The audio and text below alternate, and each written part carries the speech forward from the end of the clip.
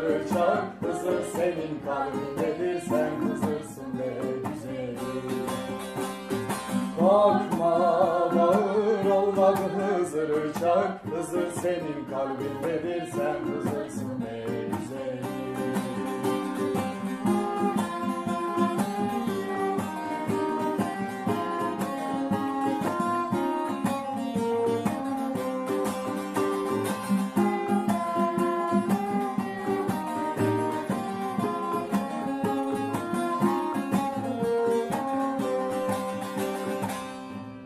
Canım?